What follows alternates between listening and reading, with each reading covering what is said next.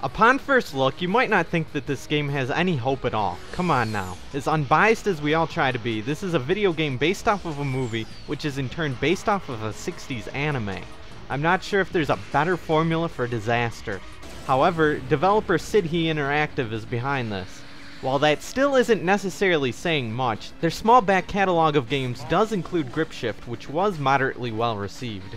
This is Speed Racer for the Nintendo Wii.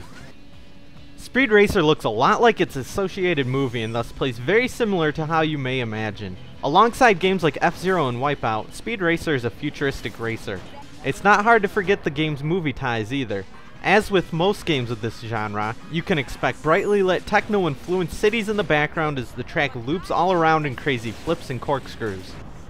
Speed Racer does a great job at capturing a sense of speed, something which is utmost important for games of this type. The controls are spot on. Your only option is to use the Wii remote sideways as a driving wheel, but it never feels clunky or imprecise.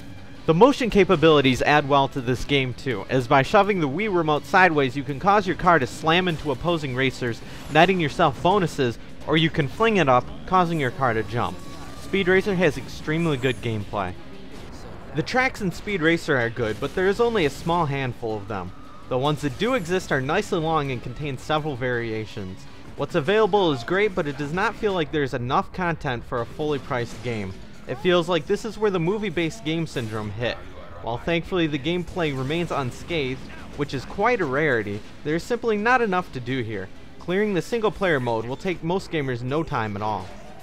As a futuristic racer, graphics are a bit more important than usual. Futuristic racers are supposed to draw you in and allow you to experience a vast new setting in bright, trippy colors. Speed Racer is sadly a little weak here as well. The effort is there, but it feels held back by the hardware. The game feels like it could have been much more cool if it weren't for all the blurriness. A robust online mode could have made Speed Racer a must-buy title. As I've mentioned, the gameplay is nearly perfect for this kind of game. However, there is no online mode. Not even a leaderboard where you can compare time trials. Even the local multiplayer feels held back as you can only go up to 2-player. This is all very disappointing. Speed Racer has a rock-solid foundation but lacks the sorts of things that make you want to purchase a game rather than rent it. It gets the main components right but has nothing in the way of enjoyable extras that make it all worth it. Speed Racer definitely isn't bad though. If you absolutely love futuristic racers, you might still want to consider owning this. Speed Racer still does a lot of things right. I give Speed Racer for the Nintendo Wii a 7 out of 10.